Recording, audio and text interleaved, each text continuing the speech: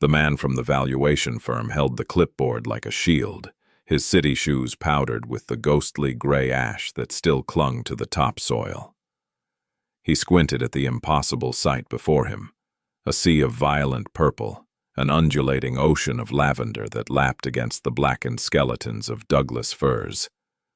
The air was thick, not with the memory of smoke, but with a perfume so dense it felt like a physical weight, a sweet herbal presence that buzzed with the frantic energy of a million bees. Clara Bennett stood beside him, her hands stained with earth, her face smudged with soot and something that looked a lot like victory. She said nothing. She just waited. He cleared his throat, a dry, nervous sound in the symphony of insects. "Miss Bennett," he began, his voice tight with disbelief, "we've assessed the asset value based on the exclusive contract with Grass Fragrance, the projected yield of the new plantings, and the unique terroir of the oil produced." He paused, tapping his pen on the board. "Factoring in the deep water rights which your phytoremediation model has proven sustainable, the current valuation of the Bennett farm is not the $75,000 it was assessed at post-fire." He took a deep breath, as if the number itself was too large to exhale casually. "It's $22 million. Clara didn't smile. She just nodded slowly, her gaze fixed on the horizon where the purple met the bruised blue of the Oregon sky. Nobody knew that the fire that killed her father had also forged a weapon. They had laughed at her, a city girl with a botany degree planting perfume flowers on a graveyard. Let me tell you about Clara Bennett and the lesson she taught the vultures who came to pick the bones of her family's legacy. This is a true story of how grief, lavender, and the stubborn science of soil can burn down an empire and grow a new world from its ashes. Clara returned to a world of charcoal and silence. The drive up the winding gravel road to her family home was a journey through a monochrome nightmare. The vibrant greens of the Umpqua Valley, the deep, reassuring shadows of the ancient firs. All of it had been scoured from the earth, replaced by a uniform black. The fire had taken everything. It had taken the timber that had been her family's livelihood for 4 generations. It had taken the old barn, the one her great-grandfather had raised with his own hands. And it had taken her father, Thomas Bennett, who had died trying to cut a fire break with a stubbornness she now recognized as her own inheritance. She stepped out of her rental car, the sensible gray sedan, a monument to the sterile, air-conditioned life she had built for herself in Portland. She was 32, a marketing director for a soulless tech firm, armed with a botany degree she had dismissed as a youthful folly. Now standing on the scorched earth of her past, that degree felt like the only real thing she had ever owned. The house, miraculously, still stood, saved by a desperate shift in the wind and the heroic efforts of the volunteer fire department. But it was an island in a sea of desolation, its white paint stained with smoke, its windows dark and vacant like the eyes of a skull. The guilt was a physical thing, a stone in her chest. She had been in a conference room, arguing about brand synergy and click-through rates, while her father was fighting a losing war against a wall of flame. He had left her 3 voicemails. The first was calm, almost casual. "Hey, Claire Bear, bit of a situation up here. Nothing we haven't handled before. Stay safe in the city." The second was strained, the roar of the fire a living beast in the background. "It's jumped the creek. Getting a little hairy. I love you." The third was just 3 words, choked with smoke and effort. "Run, Tommy, run!" A voice that wasn't his had screamed. Before the line went dead, she had listened to them 100 times, the words etching themselves into her memory until they were a part of her. She had failed him. She had run away to the city, chasing a life he never understood, and left him to die alone.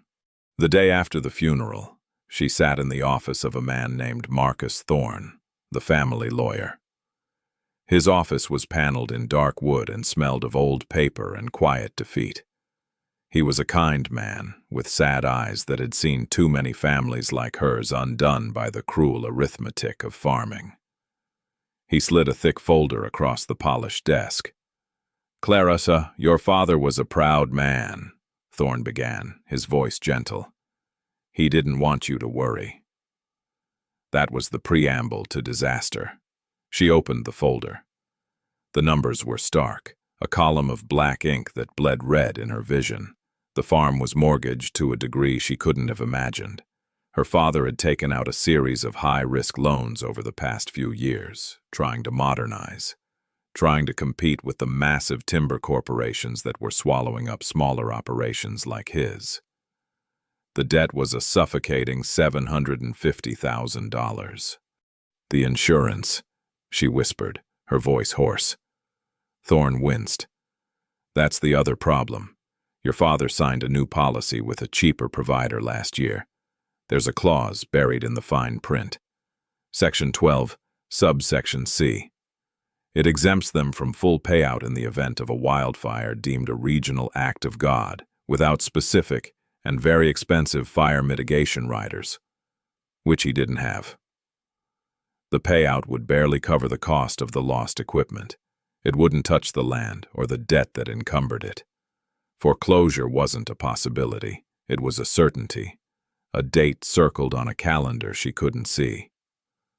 The farm, the Bennett legacy, a century of sweat and toil, was going to be sold for scrap. Just then, the door to the office opened without a knock. Richard Sterling filled the doorway, a man built on the grand scale of the mountains he was slowly conquering. He was the valley's titan, a land developer who had amassed a fortune buying up struggling farms and ranches and turning them into luxury subdivisions and golf courses. He moved with the unhurried confidence of a man who owned the ground he walked on. He was dressed in an expensive tweed jacket and leather boots that had never seen a day of real work. His face was a mask of practiced sympathy. "Clara," he said, his voice a low, rumbling baritone, "my deepest condolences. Your father was a pillar of this community." It was a lie. Her father had despised Sterling, calling him a parasite who sold the soul of the valley 1 acre at a time. Sterling took a seat without being invited, his presence seeming to suck the air from the room. "I was just talking to Mark at the bank," he said, gesturing vaguely towards the town square. "I heard about the situation. The insurance, the loans. It's a tragedy." He leaned forward, his eyes, the color of cold steel, locking onto hers. "I want to help. That land. It's worthless now. It'll be a generation before you can grow timber on it again, but it has sentimental value. I'm prepared to make you an offer, right now. I'll assume the full banknote. Pay it off completely. You walk away free and clear, with a little something in your pocket for a fresh start." Thorne shifted uncomfortably in his chair. The offer was an insult, a predator's pounce disguised as charity. The land wasn't worthless. The fire had taken the trees, but it hadn't touched the one thing Sterling truly coveted: the water. The Bennett farm sat atop the valley's largest aquifer and held senior water rights that dated back to the original Homesteading Act. In a drought-prone state like Oregon, those rights were worth more than any forest. Sterling didn't see a burned-out farm. He saw a private reservoir for his next gated community. Clara looked at his manicured hands, his expensive watch, his predatory smile. She saw the man who had been squeezing her father for years, outbidding him on timber contracts, lobbying for regulations that hurt small landowners. She saw the vulture circling, a cold, hard anger, something she hadn't felt since the fire began to smolder in the pit of her stomach. It was a familiar feeling. It was her father's anger. She closed the folder. The sound was a sharp crack in the quiet room. "The Bennett farm isn't for sale, Mr. Sterling," she said, her voice quiet but as unyielding as bedrock. Sterling's smile faltered, just for a second. A flicker of annoyance crossed his face before being replaced by a look of paternalistic pity. "Don't be sentimental, little lady," he said, his tone condescending. "Pride doesn't pay the bills." Clara stood up, her small frame radiating a sudden, unexpected authority. "Thank you for your concern," she said, her words clipped and precise. "But my father's legacy is not on the market today, or any day." That night, Clara couldn't sleep. She wandered the silent, smoke-stained rooms of the house, every object a ghost. Her father's worn armchair, the bookshelf he'd built, the faint smell of sawdust and pipe tobacco that clung to the curtains. She sat at his old oak desk, buried under a strata of overdue bills, timber receipts, and old farming almanacs. She was drowning, and Sterling's insulting offer was the only lifeline she'd been thrown. Taking it meant betraying her father's memory. Refusing it meant a slow, public, humiliating defeat. Her eyes fell on a row of textbooks on the bottom shelf, her old college books she'd stored here years ago. Principles of Soil Science, Plant Physiology, An Introduction to Agronomy. On impulse, she pulled one out. The spine cracked as she opened it. The title was Applied Botany and Phytoremediation. A memory surfaced, faint at first, then sharp and clear. A lecture hall. A gray-bearded professor with a passion for obscure ecological niches. He was talking about pyrophytes, fire-loving plants. Plants that didn't just survive in the aftermath of a blaze, but actively thrived. He had spoken about how intense heat could trigger germination in some seeds, how the ash bed provided a nutrient-rich, competition-free environment. He had mentioned a specific application, using certain deep-rooted plants to restore and even enrich fire-damaged soil. One plant in particular had stuck in her mind, not for its agricultural value, but for its sheer unlikeliness. Lavandula angustifolia, English lavender. An idea, fragile and insane, began to form in her mind. It was a spark in the darkness. She spent the rest of the night in a frantic storm of research, her laptop glowing in the dark room, the silence broken only by the furious clicking of keys. She devoured academic papers, agricultural reports, and market analyses. The science was sound, if unconventional. The fire had sterilized the soil, killing off weeds and harmful pathogens. The ash had raised the soil's pH, making it more alkaline, an environment where lavender flourished. The destruction of the forest canopy meant the fields would be bathed in the direct, unrelenting sunlight that the Mediterranean herb craved. Most importantly, lavender developed deep, tenacious taproots. They could burrow down past the scorched topsoil, pulling moisture from the deep water table, the very water that Sterling wanted. It was a process of healing. The lavender wouldn't just grow on the scarred land, it would mend it, its roots breaking up the compacted earth, its biomass reintroducing organic matter. It was phytoremediation, healing the land with plants. But the economics were the real gamble. High-grade lavender oil, the kind used in fine perfumes and aromatherapy, was a niche but incredibly lucrative market. It was sold by the ounce, not the bushel. And the terroir, the unique combination of soil, climate, and environment, could produce oils with complex sought-after aromatic profiles. What would lavender grown in the ashy, mineral-rich soil of a burned Oregon forest smell like? No one knew. It was a complete unknown. It was a multi-year project. Lavender takes 3 years to reach full maturity and peak oil production. She was on a foreclosure clock that was ticking in months, not years, but it was a plan. It was the only plan. It was a crazy, desperate, all-or-nothing bet, and it felt more right than anything she had done in the last 10 years of her life.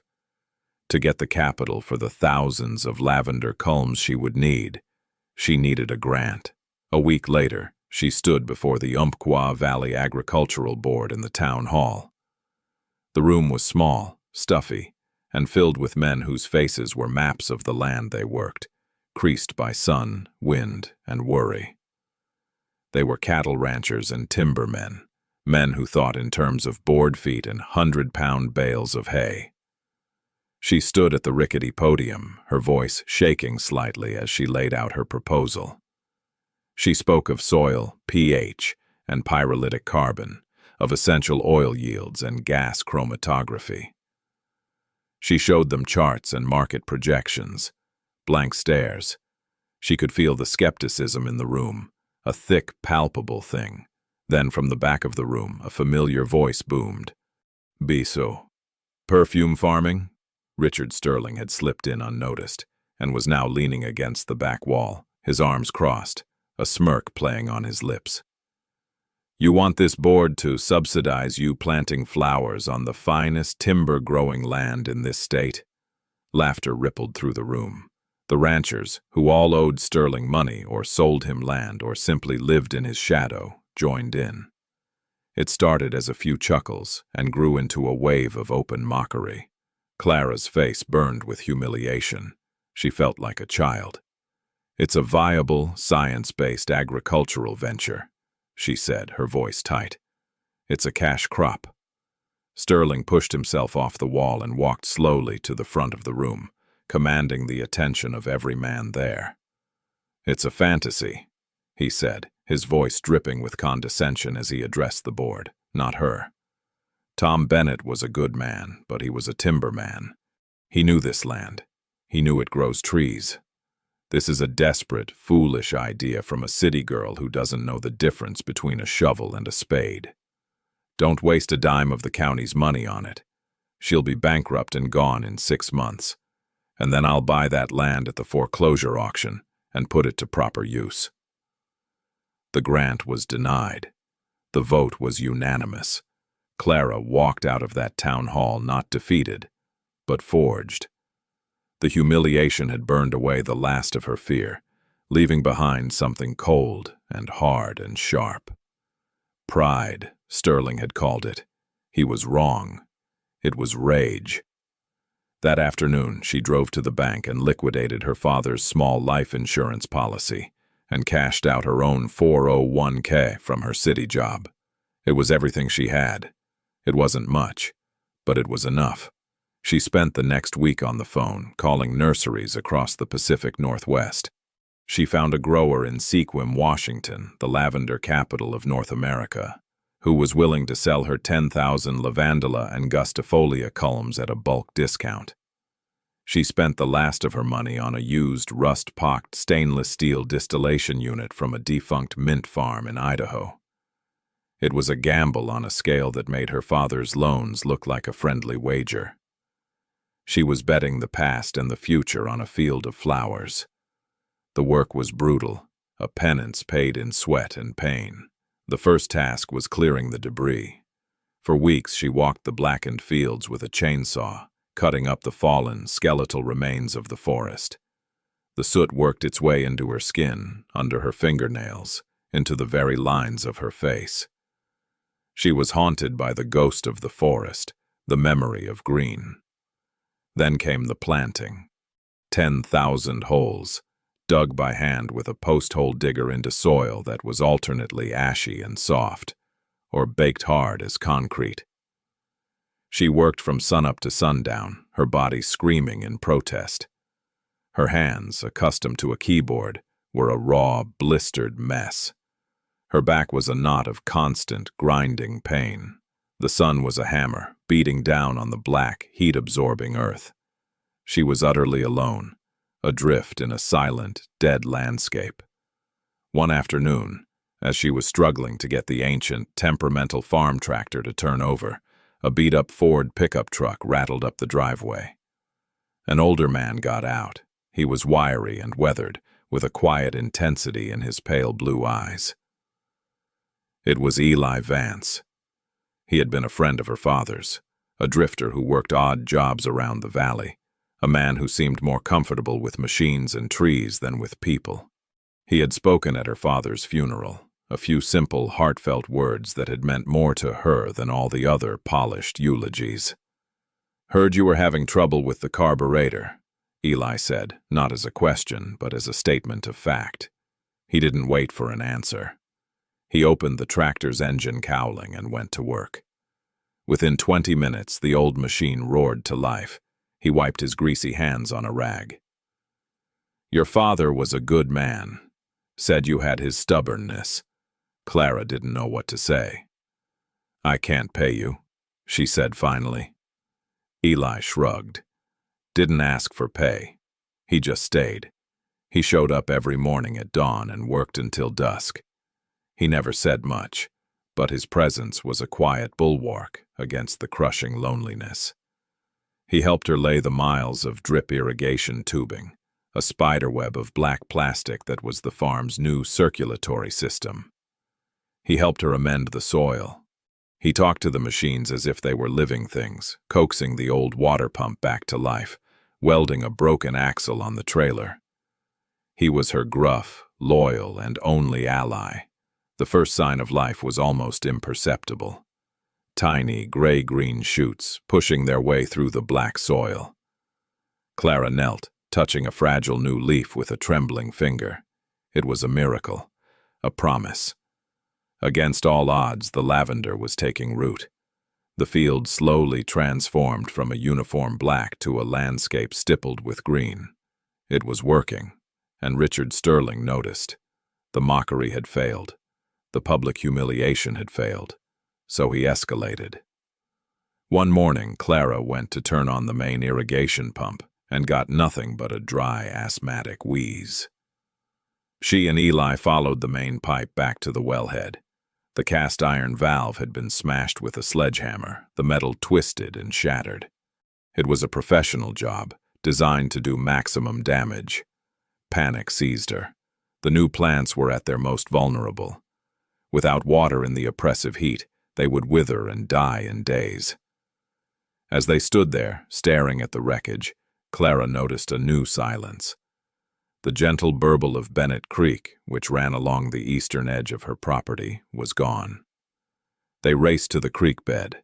It was dry, a muddy scar of cracked earth and stranded stones. Upstream, on the other side of her property line, on land owned by Sterling, a crude, illegal dam of earth and rock had been hastily thrown up, choking the creek and diverting the water flow onto his property. He was strangling her, cutting off her water from above and below ground. This wasn't business anymore. It was war. Sheer, unadulterated rage cleared the fog of despair. It was a cold, clarifying fury. She would not be broken. She would not let her father's legacy be murdered by this man. For the next 48 hours, she and Eli fought back with a manic intensity. They had a small, 300-gallon water tank on the back of the old flatbed truck. They drove the 10 miles into town to a municipal spigot and paid cash to fill the tank. Then they drove back, painstakingly hand-watering the most vulnerable sections of the field, one precious gallon at a time, back and forth, all day and all through the night. The truck's headlights cut a lonely path through the darkness. The work was exhausting, mind-numbing, but fueled by a desperate, defiant energy. It was a pathetic response to Sterling's overwhelming force, a bucket against a flood. But it was something. It was a refusal to die. On the third day, Eli, his face grim, gestured to the smashed wellhead. "Can't fix this. It's custom. Have to order a new one." Weeks, maybe months. He looked at Clara, then at the shotgun she had bought in town, now leaning against the porch railing. He'll be back. He knows this is a pinprick. He'll come for the pump house next, or the fuel tanks. That night, they didn't sleep.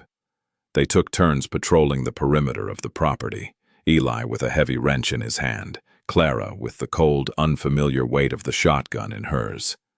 They were an army of two, guarding a fragile patch of green in a world of black. They were exhausted, outmatched, and running out of time. But as the sun rose, casting long shadows across the dew-kissed lavender, they were still there. They had held the line. And then, a small miracle. The lavender, toughened by the initial hardship, began to thrive. Its roots denied easy surface water, burrowed deeper, seeking the moisture locked far below the surface. The struggle was making it stronger. The first tiny buds appeared, tight green fists that slowly unfurled into spikes of pale purple.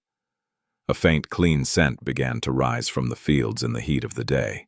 It was the smell of hope. And as the lavender grew, the valley withered. A brutal, late spring drought descended, the worst in 50 years. The sky turned a metallic, unforgiving blue. The rivers shrank, the reservoirs receded, and the verdant hills of the Umpqua Valley faded to a parched, dusty brown. The ranchers, their grazing lands turned to tinder, began selling off their herds at a loss. Sterling's own water-guzzling projects, a new housing development with immaculate lawns, a golf course that required 1 million gallons a day, were struggling. Water restrictions were imposed, and his prize projects began to look like monuments to hubris. But on the Bennett farm, an oasis was blooming. Clara's lavender, with its deep taproot sucking life from the aquifer Sterling so desperately coveted, was flourishing. The plants, bred for the arid climate of the Mediterranean, were perfectly adapted to the harsh conditions. The very crop that the town had mocked as foolish and delicate was proving to be the most resilient thing in the entire valley. The great divergence was stark and undeniable. While the conventional agriculture of her neighbors failed, her unconventional gamble was paying off. The drought brought another menace: fire. One sweltering afternoon, a dry lightning storm rolled through the valley.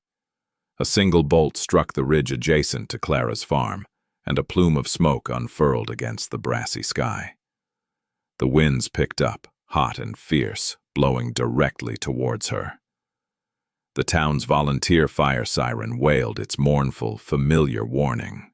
For a moment, Clara was paralyzed by a cold, visceral terror. It was happening again. But this time, she wasn't a helpless observer hundreds of miles away. This time, she would fight. She and Eli sprang into action. They knew they couldn't save the whole farm. The fire was too big, the wind too strong, but they could save the heart of the operation. The old barn, where the precious, newly assembled distillation unit sat, along with the diesel to run it.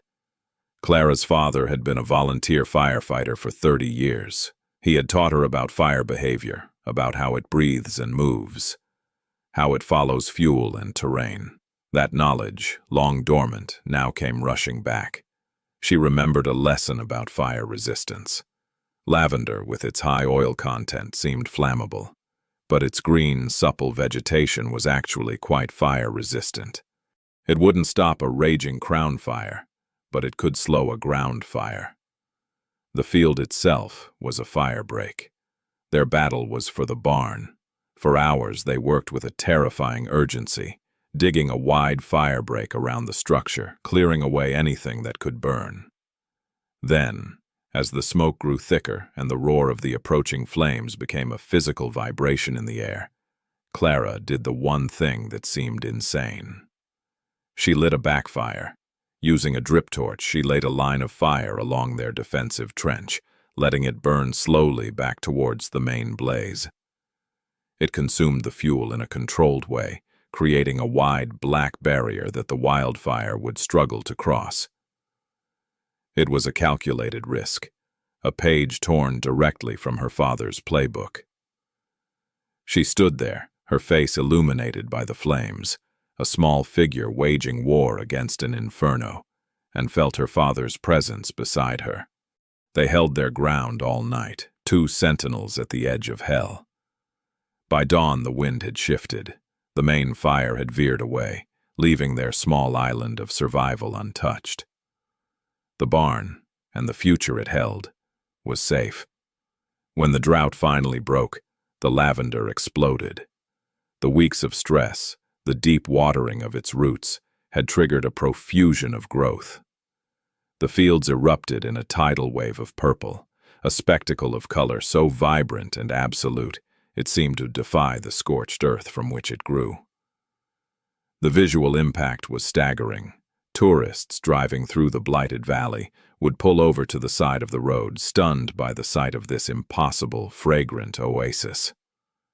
The local paper ran a front-page photo, a field of gold, or rather, a field of amethyst, under the headline, "Bennett's Miracle." The mockery of the townspeople turned to a grudging, then open, admiration. The community chorus, which had once laughed at her, now spoke her name with a sense of awe.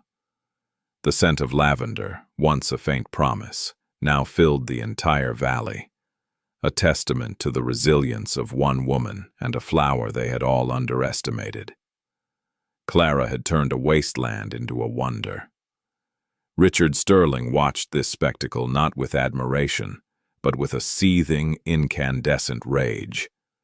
The sight of her success was a personal affront, a daily reminder of her defiance. His own projects were hemorrhaging money, his investors were getting nervous about the water situation, and here was this woman, this perfume farmer, thriving on the very land he considered his own. Physical sabotage was no longer an option. The farm was no longer an isolated, forgotten patch of dirt. It was a local landmark. Clara and her hired man were vigilant. He needed a cleaner, more sophisticated weapon. He needed the law. One crisp autumn morning, just as the lavender was reaching its peak oil content and the harvest was about to begin, a white county vehicle rolled up Clara's driveway.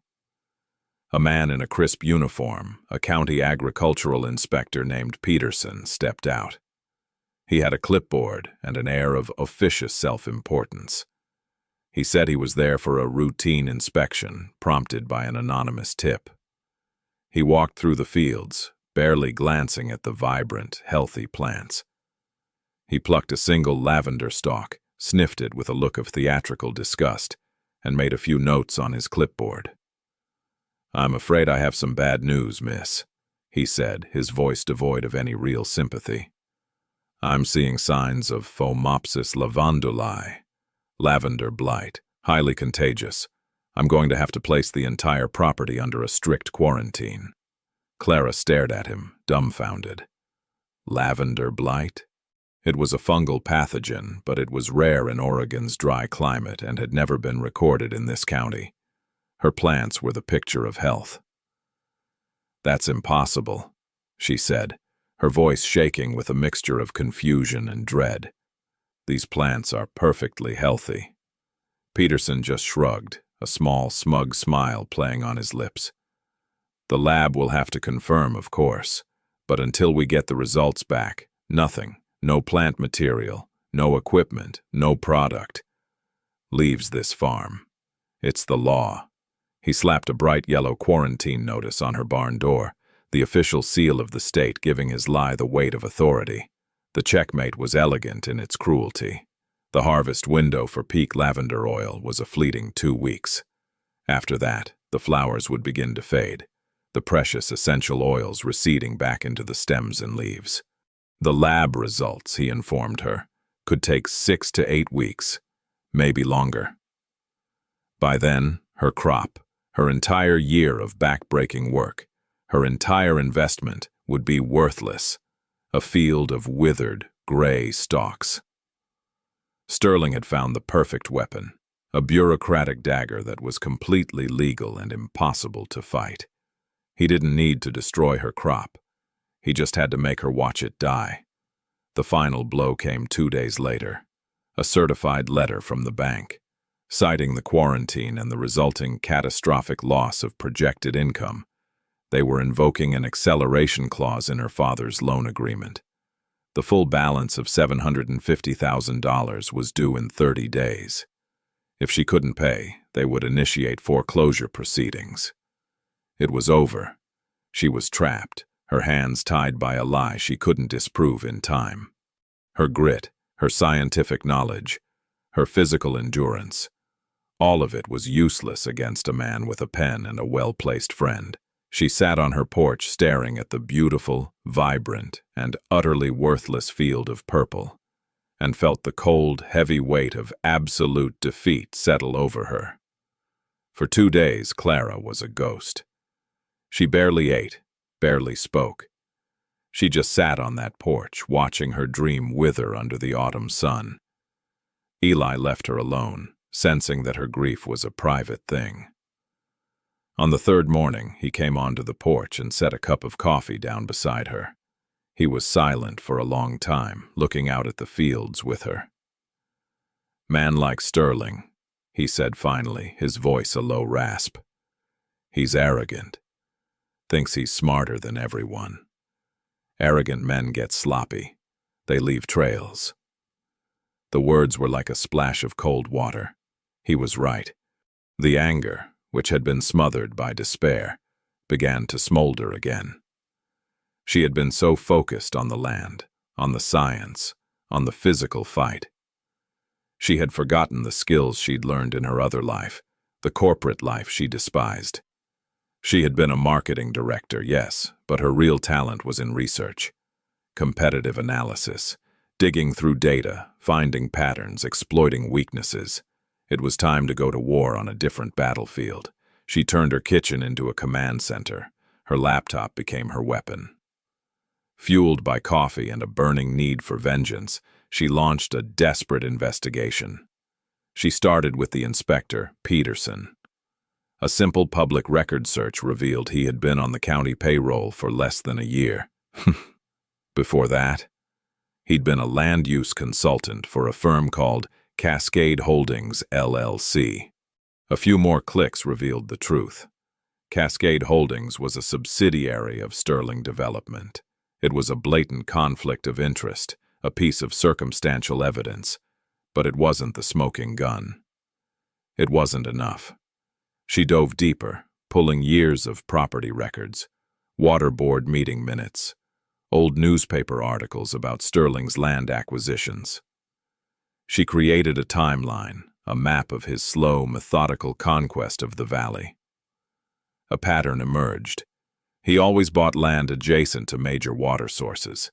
He always overpaid for failing farms that came with senior water rights, and he never, ever farmed them. He let them lie fallow, sometimes for years before rezoning them for development. The breakthrough came from an unexpected source. Her uncle, David Bennett, her father's younger brother, showed up at her door one evening. He was a man who had lived his life in his brother's shadow, a foreman for one of Sterling's construction crews, a position he'd gotten after his own small ranch had failed a decade earlier. His face was etched with guilt. "Clara, I need to tell you something," he stammered, refusing to meet her eyes. He confessed everything. He had been feeding Sterling information about the farm's finances, about her plans, about her struggles. He'd done it out of a pathetic mix of jealousy and financial desperation. Sterling had been paying his mortgage. He had been the anonymous tip that had called in the inspector. He had been a traitor.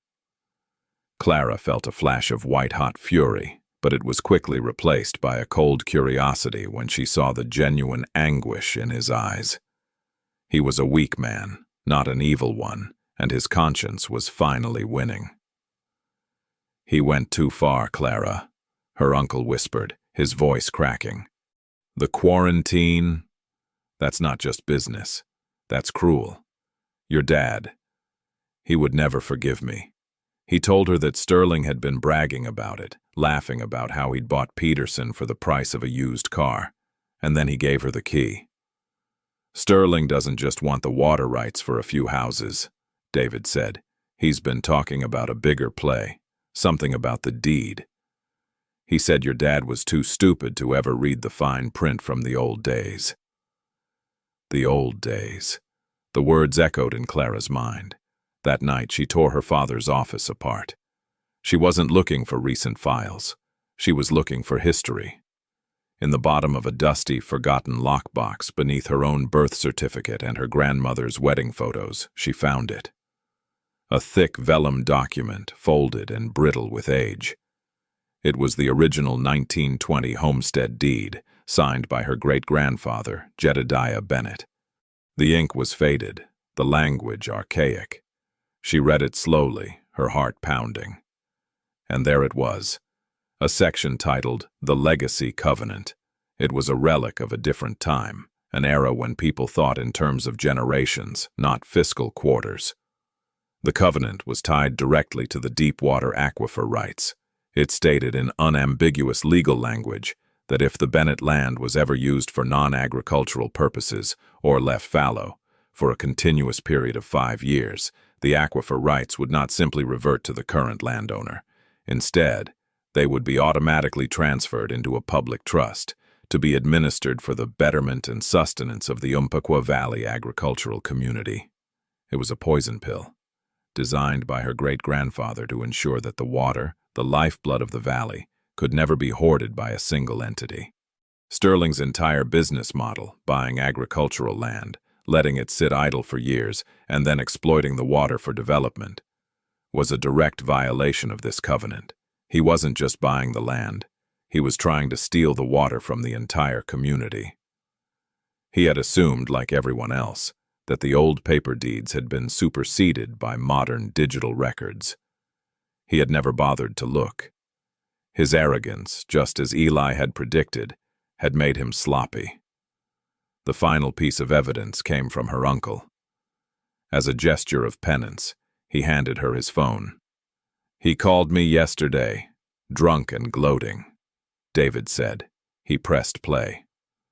Sterling's voice, slurred but unmistakable, filled the room, bragging about the fake Lavender blight, the payoff to the inspector, and how he was just weeks away from foreclosing on the stupid girl's flower patch and finally getting control of that water.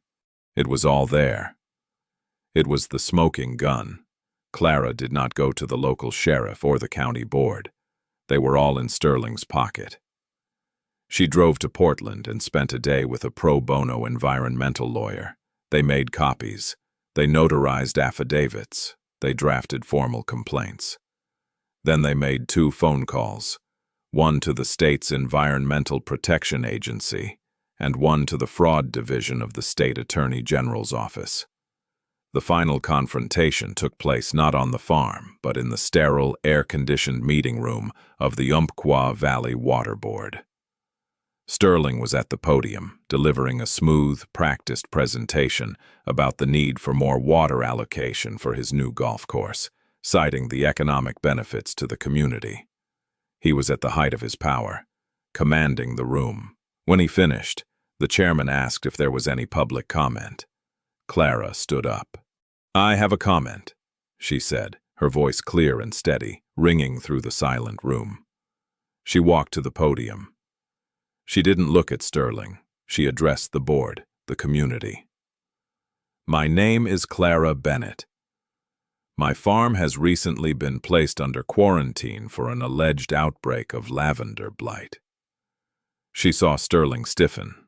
"I have evidence that this quarantine is fraudulent, the result of a bribe paid by Mr. Sterling to a county official in order to financially cripple my farm so he could acquire it through foreclosure." A gasp went through the room. She wasn't done. "I also have evidence that Mr. Sterling's entire business model in this valley is predicated on fraud." She held up the copy of the original deed. "This is my great-grandfather's deed. It contains a legacy covenant on the water rights Mr. Sterling is currently trying to get you to allocate to his golf course. A covenant that proves his long-term plan is not just to develop land, but to steal the water that belongs to every farmer in this room." Then, she took out a small digital recorder and connected it to the room's sound system. She pressed play. Sterling's drunken, bragging voice filled the room, a confession of bribery, fraud, and contempt for the very people he claimed to be helping. Sterling's face went from ruddy to pale to a mottled, apoplectic purple. He lunged for the recorder, but it was too late. Just then, the doors at the back of the room opened. 2 men in dark suits with state insignia on their jackets entered, followed by a uniformed state trooper. "Richard Sterling," one of them said, his voice calm and authoritative. "You're under arrest." His empire, built on bullying and deceit, shattered in a single, public moment of humiliation. The quarantine was lifted the next day. The news of Sterling's arrest and the fraudulent blight spread through the valley like wildfire. But Clara had no time to celebrate. The harvest was already dangerously late. She and Eli worked around the clock, a frantic race against time. And as they worked, something unexpected happened. A car pulled up. It was one of the ranchers who had laughed at her in the town hall. He got out, his face sheepish. "Heard you could use a hand," he mumbled. Then another car arrived, and another.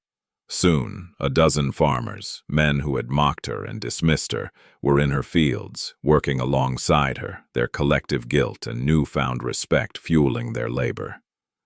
They brought their own equipment, their own expertise. The harvest was brought in 3 days. A week later, a black car with French license plates made its way up her driveway. A woman in an impeccably tailored suit stepped out. She was a representative from Grass Fragrances, one of the oldest and most prestigious perfume houses in the world. They had heard whispers of the miracle crop, the lavender that had survived fire and drought. They were intrigued. Clara led her to the barn, where the first batch of oil, a beautiful pale golden liquid, had just been distilled. The woman dipped a testing strip into the oil, closed her eyes, and inhaled. Her eyes flew open, wide with astonishment. "Incredible," she whispered. The terroir, the unique signature of the land, had worked its magic. The fire, the ash, the mineral-rich soil. It had all combined to create an oil with a profile she had never encountered. It had the classic floral notes of high-altitude lavender, but beneath it, there was a complex, smoky, resinous base note. It smelled of resilience. It smelled of the forest. On the spot, she offered Clara an exclusive 5-year contract to buy her entire production, at a price that made Clara's knees weak. The scene from the beginning, the one that had once been a desperate fantasy, became reality. The valuation came in, a number so large it felt fictional. And then came the sweetest moment of all. Clara walked into the Umpqua Valley Bank, the same bank that had been so eager to foreclose on her. She walked past the nervous tellers to the office of the manager, the same man who had advised her to take Sterling's insulting offer. She didn't say a word. She simply placed a cashier's check for $750,912.42 on his polished desk. She had included the interest, down to the last penny. "The Bennett farm," she said, her voice quiet and clear, "is no longer your concern." 2 years later, the Umpqua Valley was a different place. Richard Sterling was in a federal prison. The legacy covenant, now controlled by Clara, had been used to establish a new agricultural cooperative. With the capital from her success and the protection of the Water Trust, she helped other local farmers diversify. The valley, once on the verge of becoming a collection of sterile suburbs, was now a thriving hub of sustainable agriculture. Fields of lavender, sage, and drought-resistant olives now rolled across the hills where dying cattle had once grazed. The land was healed, and in healing, it had healed the community. The repentant Uncle David worked for the cooperative, his quiet, steady work a long, slow act of atonement. He had earned back a measure of trust, if not complete forgiveness. One evening, Clara stood with Eli on the porch of the house, looking out at the vast expanse of purple that stretched to the horizon. The setting sun painted the sky in shades of lavender and rose. The air was sweet and alive with the hum of bees. "My father fought the fire," Clara said softly, more to herself than to him. "He saw it as the enemy, the end of everything." She paused, breathing in the fragrant air. But he was wrong. It wasn't the end. It was the beginning. It cleared the way for something new. Something better. She had thought her quest was about saving her father's legacy, the farm that grew trees. She realized now it had been about honoring him by listening to the land in a way he never could. The fire had spoken, and she had finally learned its language.